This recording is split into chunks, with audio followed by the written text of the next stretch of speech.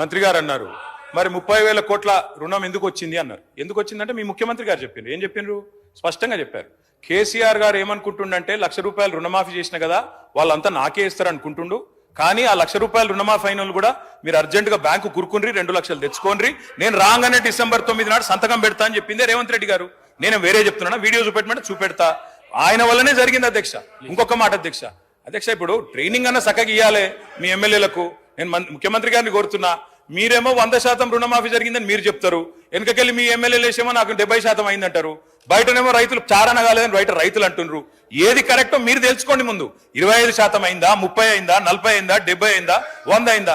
చివరిగా అధ్యక్ష నేను ఒకటే చెప్పి ముగిస్తా అధ్యక్ష, మేము ఈ ప్రభుత్వాన్ని ఒకటే కోరుతా ఉన్నాం. రైతు బంధు విషయంలో నేను నేపథ్యం చెప్పిన, తెలంగాణలో పెద్ద రైతు చిన్న రైతు అనే తేడా లేకుండా, ఉద్యోగస్తుడు లేదా ప్రైవేట్ ఉద్యోగి అనే వ్యత్యాసం లేకుండా, భూ యజమాని ఎవరుంటే వారికి వ్యవసాయ స్థిరీకరణ కోసం ఆనాడు తెలంగాణలో సాగు బాగు కావాలనే ఉద్దేశంతో మేము పనిచేసినాం.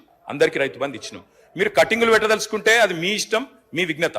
మేము ఆనాడు అందరికీ ఇచ్చే ప్రయత్నం చేసినాం. మీరు కూడా ఎలక్షన్లకు ముందు స్పష్టంగా చెప్పినారు, అందరికీ అన్ని అన్నారు, ఇలా కొందరికి కొన్ని అంటున్నారు. నేను ముఖ్యమంత్రి గారిని కోరుతా ఉన్నా, మీరు దయచేసి రైతులకు ఇచ్చిన ప్రతి వాగ్దానం నిలబెట్టుకోండి, అన్నదాత కోసం పనిచేయండి.